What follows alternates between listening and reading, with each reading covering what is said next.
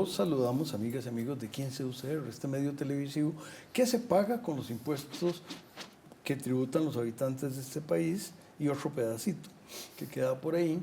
Y hoy volvemos a tener a dos espléndidos docentes universitarios, don Eduardo Pérez de la Facultad de Ingeniería y mi admirada Marcela Román de la Escuela de Economía, y ellos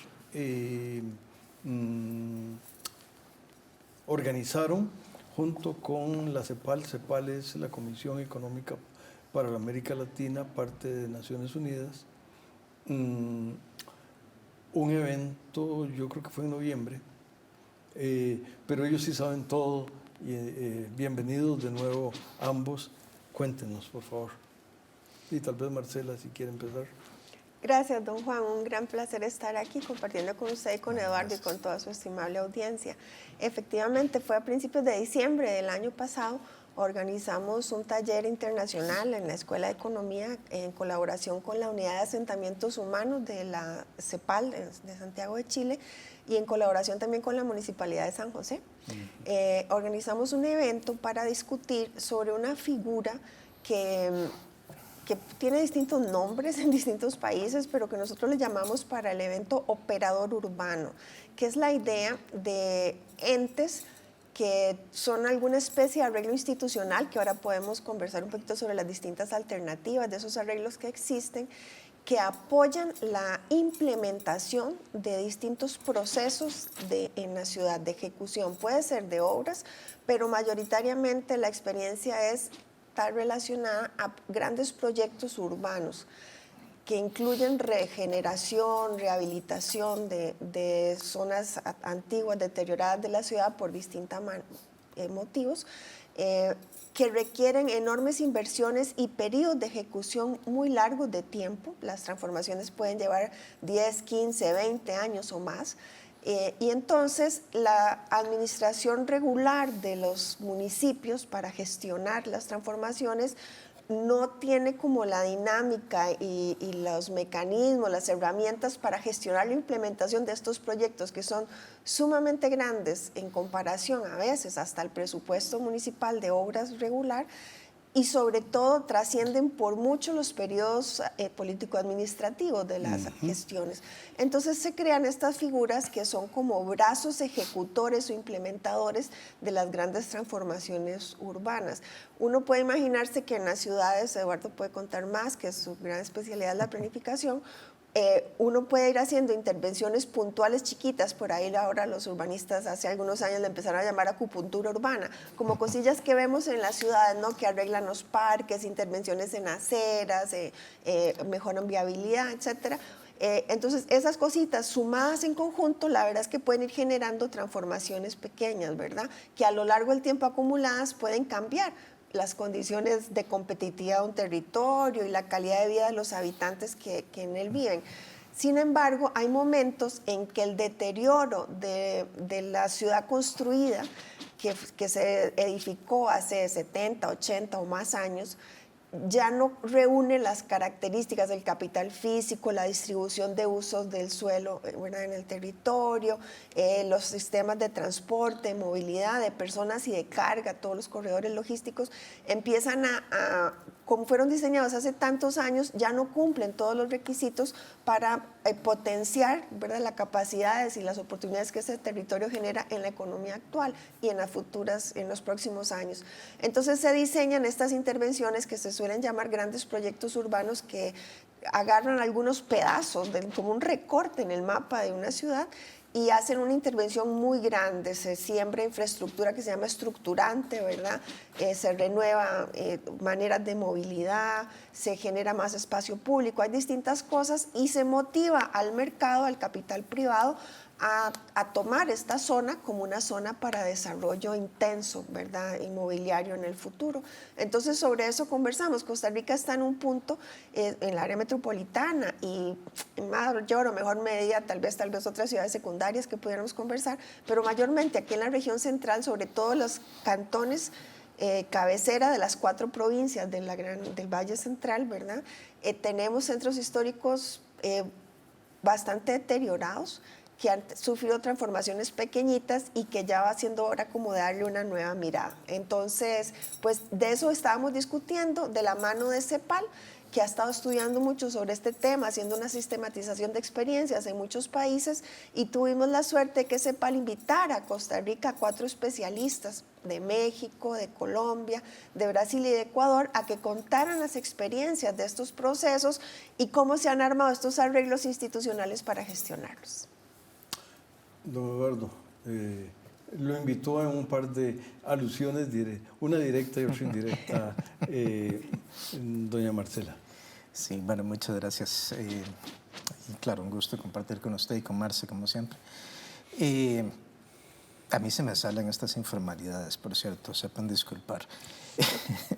Sí, yo tal vez con un punto de partida distinto, pero complementario, diría que es más o menos común que los centros de las ciudades que fueron desarrollados más o menos hace 100 años se degraden, ¿no? Y la explicación básica y que es común en general a esas degradaciones es la llegada del automóvil como tecnología de movilización, ¿no? Entonces eso causó que las personas con mayor poder adquisitivo quisieran irse de la ciudad buscando viviendas más grandes en el fondo, ¿no? Y eso a su vez causó ciclos de deterioro en los centros de todas las ciudades, decir de todo el mundo es un poco exagerado, pero en gran parte de las ciudades de América y Europa Occidental.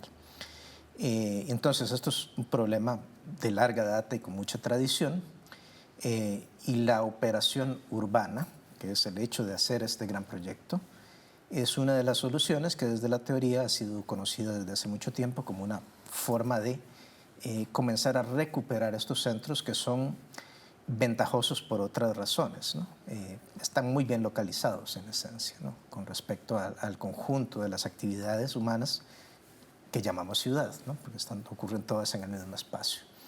Entonces, al ser el centro, es muy prometedor, diría yo, en realidad, ¿no? Lo que es una contribución, creo que yo, fundamentalmente latinoamericana, es esta idea del operador urbano como forma de catalizar el proyecto. Catalizar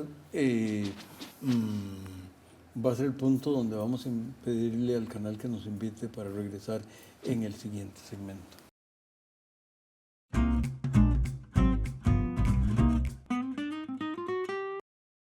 Calcular bien la plusvalía, ese es el tema hoy. La Escuela de Economía de la Universidad de Costa Rica está aportando a los gobiernos locales este ingrediente básico para la planificación urbana en el gran área metropolitana. Mi nombre es Gabriela Mayorga, soy periodista económica y esto es Economía para Llevar. Para empezar a soñar con ciudades bien planificadas, disfrutables y que sumen al bienestar de las poblaciones, hay que empezar por calcular la plusvalía del suelo urbano. El sector privado lo sabe hacer muy bien, pero el sector público no, y ese es el problema. Conocer cómo se forman los precios de los bienes inmuebles y del suelo es un conocimiento indispensable para poder gestionar el desarrollo del territorio. Las personas que trabajan en gobiernos locales deben saber que el valor de la tierra sube o baja cuando el Estado construye infraestructura como vías, acueductos, alcantarillado sanitario, electrificación o telecomunicaciones, cuando norma el suelo urbano asignando y dando uso residencial, comercial, industrial o agrícola, cuando hacen o no hacen un buen control urbano garantizando que los usos del suelo respeten la normativa, y cuando aplican o no impuestos y otras especies fiscales o cargas urbanísticas a la propiedad inmueble o al desarrollo inmobiliario. Todas estas acciones hacen que el valor de la tierra suba o baja. Pero el trabajo de una buena planificación urbana no le corresponde solo al sector público. El privado tiene una responsabilidad importantísima. Por ejemplo, en Costa Rica la planificación urbana se ha dejado al privado y lo que resultó en un centro de la ciudad capital que está cada vez más despoblado y una mancha urbana expandiéndose hacia las montañas, lo que encarece la inversión pública necesaria para cableados, alcantarillas, recolección de basura y transporte. No hace falta mucha más explicación para entender el sinsentido con el que el mercado ha organizado de esta manera y sin mayor criterio urbanístico, ni el bienestar general de las ciudades y de las gentes que la habitan.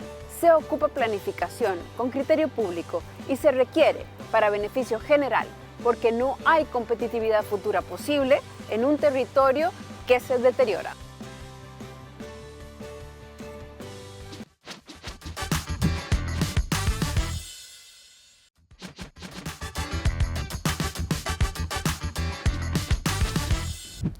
Decía, amigas y amigos, don Eduardo, que cómo el proceso se podía catalizar. Por favor, don Eduardo. Sí, muchas gracias. En efecto, sí, un poco, y también retomando un poco las ideas que Marcela nos contaba hace unos minutos, el gran ejemplo de acupuntura urbana en el mundo fue el Museo Guggenheim de Bilbao, que en el fondo es realmente un gran proyecto, pero es un gran proyecto muy particular que pudieron negociar entre el sector privado y la municipalidad por su propia cuenta y sin necesidad de grandes aspavientos. Pero eso es un ejemplo de una gran operación urbana en el sentido de que mejora el entorno, ¿no? Pero esas situaciones particulares son relativamente inusuales y la idea de los operadores urbanos precisamente es superar las barreras que usualmente ocurren a estos grandes proyectos que mejoran el entorno, ¿no? Esa es un poco la lógica institucional detrás. Mencionó 4 expertos que CEPAL invitó. ¿Cómo se...? Y si mi memoria no me engaña, fueron 3 días lo que el evento tuvo lugar, tanto con sesiones como interacciones. ¿En qué la experiencia de Ecuador o la experiencia de Brasil, para citar a dos suramericanos, estamos hablando de un país pacífico con un país atlántico? Los ecuatorianos tienen un reclamo histórico que dicen que son un país amazónico, lo cual geográficamente no se valida, pero no hablaremos de la historia ni de la geografía. Pero un país medianamente pequeño, un poco más grande que Costa Rica, y otro, el gran gigante, cómo esas experiencias se retroalimentaron con el taller y con los expertos y con las propias experiencias de ustedes. Sí. Bueno, nos trajeron cosas muy interesantes para empezar a reflexionar sobre el momento en que estamos en Costa Rica y las oportunidades que tenemos hacia adelante. Ecuador tiene una experiencia muy nueva. Hace muy pocos años que iniciaron con mejores herramientas de gestión de suelo para la planificación urbana y para la financiación de las cosas que la ciudad necesita para transformarse. Y la figura de operador urbano también es bastante nueva, es una década tal vez que ha empezado a implementarse. Hubo un intento de desarrollarla por primera vez en la ciudad de Cuenca, no en la capital. No funcionó por distintos motivos que nos contaron la experiencia. También es muy interesante entender qué fue lo que bloqueó la posibilidad de que caminara. Y luego se implementó en la ciudad de Quito. Ahora tienen el primer operador urbano en la ciudad capital. Perdón, para interrumpirla con un tema que me parece importante.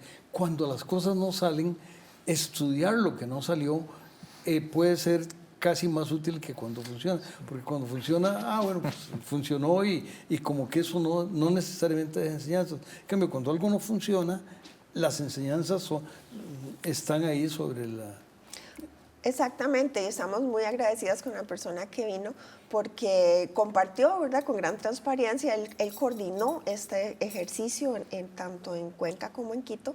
Entonces, muy rico la interacción, entender las oportunidades y desafíos que estos procesos generan y entender que los tiempos requeridos para consolidar las transformaciones físicas en el territorio son muy largos, pero también para consolidar estas figuras, ¿verdad?, y desarrollar las capacidades y habilidades en los funcionarios públicos que intervienen, desarrollar también experiencia desde el sector privado para participar en estos nuevos ejercicios y alianzas. Entonces, son operaciones muy complejas porque intervienen gran cantidad de actores, la población que vive ahí, las fuerzas vivas organizadas en el territorio, comunales, empresariales, ¿verdad?, propiamente los empresas desarrolladoras y constructoras, el Estado en distintos niveles, no solo el municipio, que es como el administrador formal, ¿verdad?, en todos los países de su territorio, pero todas las instituciones que hacen los servicios públicos, agua, electricidad, transporte, que en nuestro caso, como en otras partes también,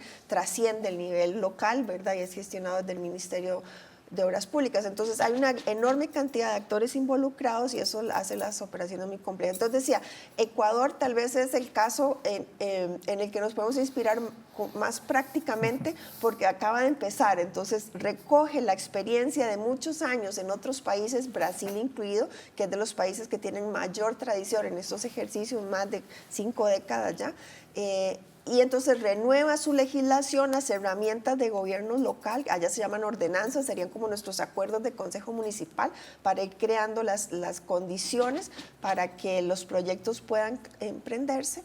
Entonces recoge la experiencia de muchos países de América Latina e inserta una nueva figura en su ordenamiento. En el caso de Brasil conocimos con detalle la experiencia en Belo Horizonte, pero también conversamos sobre Sao Paulo, que es posiblemente una de las ciudades del mundo, ¿verdad?, en que los últimos 30 años mayores transformaciones hacia gran escala con grandes proyectos urbanos ha generado. También nos compartieron el caso del TEC de Monterrey en México, que para la Universidad de Costa Rica me parece en general, para las universidades públicas, una experiencia sumamente interesante. En el área donde el Instituto Tecnológico de Monterrey está inserta, era un área que había sufrido un gran deterioro, ¿verdad?, estos que mencionaba Eduardo, estaba como en un ciclo de desvalorización inmobiliaria. Y la universidad estuvo discutiendo y había empezado a aparecer, había mucha desocupación, la población se fue, entonces se van los negocios, empieza a aparecer problemas de criminalidad, ¿verdad?, un deterioro grande social y físico del territorio. Entonces en la universidad se empieza a discutir si era pertinente mover el campus hacia otro lugar de moda donde la ciudad se está desarrollando. Es como si nos quisiéramos ir de San Pedro, no sé, hace algunos años Escazú, ahora aquí por el Curridabat, ¿verdad?, donde empiezan las grandes dinámicas inmobiliarias. Bueno, la universidad lo hizo, estaba en González Lamán y se movió a San Pedro. Y se movió, ¿verdad? Entonces, en medio de esa discusión... Estamos hablando de otros momentos y de otras densidades demográficas, pero con eso nos tenemos que ir al siguiente segmento.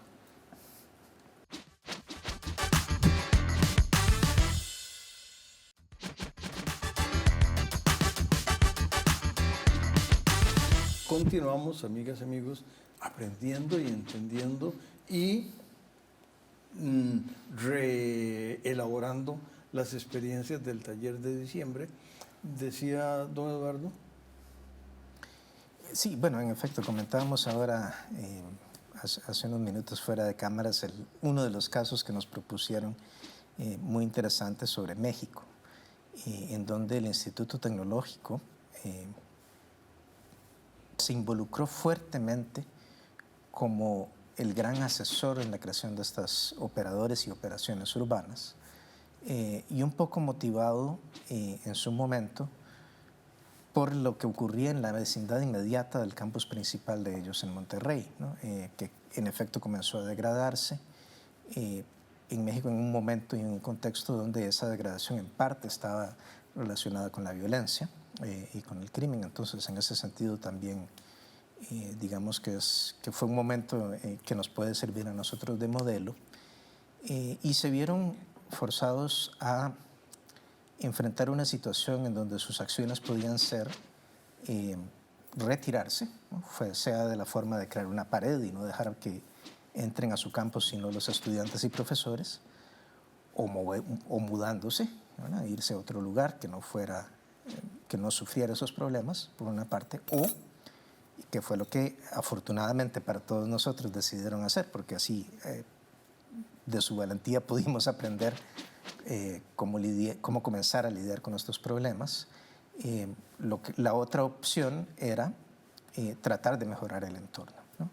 Y su operación urbana, la primera de varias que después desarrollaron, fue precisamente eso, ¿no? Convertir el entorno inmediato de la universidad en un lugar donde las mejoras en el ambiente físico crearan cohesión social, en cierta manera, ¿no? Ese era como su objetivo, aumentar la cantidad de personas que allí vivían, porque habían estado abandonando estos barrios, y que esos barrios fueran de mejor calidad, lo cual a su vez también les beneficiaba a ellos mismos, porque al ser utilizada la ciudad de mejor manera, ¿no?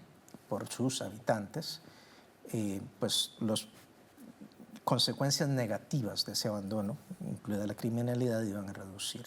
Y esa experiencia después ellos tuvieron la sabiduría de institucionalizarla en el Laboratorio para el Futuro de las Ciudades, ¿no? Que después se ha convertido por acción de los profesores que allí estaban en un asesor de otras operaciones urbanas en otras ciudades de México, ¿no? Lo cual también es una cosa interesante de rescatar. En cierta manera, la unidad de reflexión de estas cosas, de estas comparaciones, es la ciudad. Entonces, claro, uno tiene países gigantes, como usted bien decía, México entre ellos, Brasil, pero son ciudades dentro de estos países donde ocurren las cosas, ¿no? Y algunas de esas sí que se parecen a San José. Entonces, creo que en ese sentido fue muy valioso contar con estas posibilidades de comparación.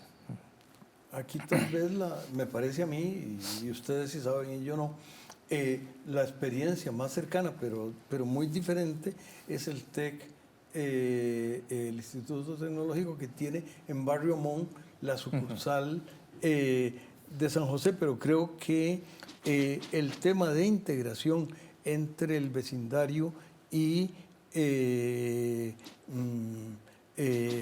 cómo se llama, y las actividades que realiza el TEC de aquí no va de ese lado, pero tal vez le puede servir de tema a algún proyecto de investigación que alguna escuela de economía de Costa Rica pueda querer hacer. Pero bueno, Marcela, no sé si... Efectivamente, de hecho este sábado que acaba de pasar, el sábado 14, fue el proyecto que se llama Amón Cultural, me parece, que es el lugar donde el recinto de San José del Instituto Tecnológico se ubica, precisamente la Escuela de Arquitectura y Urbanismo, es lo que está aquí, y en procesos muy largos, de muchos años, de estudiar mejor la zona, de poner a estudiantes y profesores a conocer, a documentar el patrimonio arquitectónico y cultural de la zona, ¿verdad? Proponer distintas intervenciones en el territorio y a ir tejiendo estas redes de contacto con la comunidad y los negocios.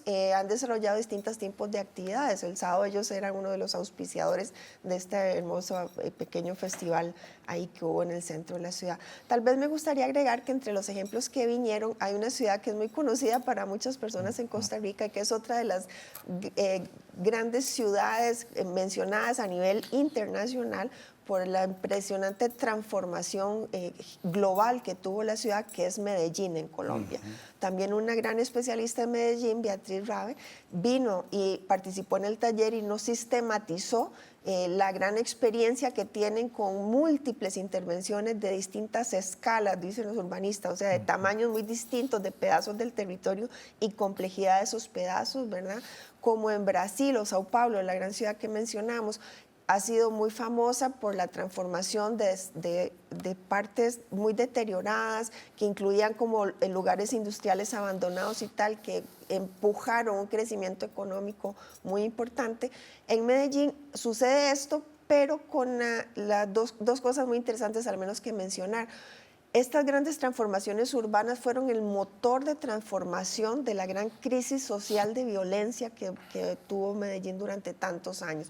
El catalizador fue la transformación urbana. De hecho, ahí se acuñó esta famosa iniciativa, ¿verdad?, del urbanizador social, de cómo fueron transformando, en lugar de grandes proyectos en el centro de la ciudad, subiendo hacia las colinas del gran hermoso Valle de Medellín, donde está la concentración de asentamientos informales, empezaron a intervenir los asentamientos informales y generaron conectividad con la ciudad, y eso empezó a mover las transformaciones. Es una experiencia muy linda, y bueno, y ahora hay otro tipo de experiencias. Entonces tuvimos una variedad, digamos, de paquete de experiencias muy interesantes, y para decir que en Costa Rica necesitamos, y hay un interés de muchos gobiernos locales, en particular en la capital, en San José, hay un interés muy importante de empezar a pensar cómo, en lugar de seguir interviniendo propiedad a propiedad o lote a lote, ¿verdad? Que transforma el lote, y de pronto, si es una inversión muy grandota, algún efecto en el vecindario inmediato puede tener,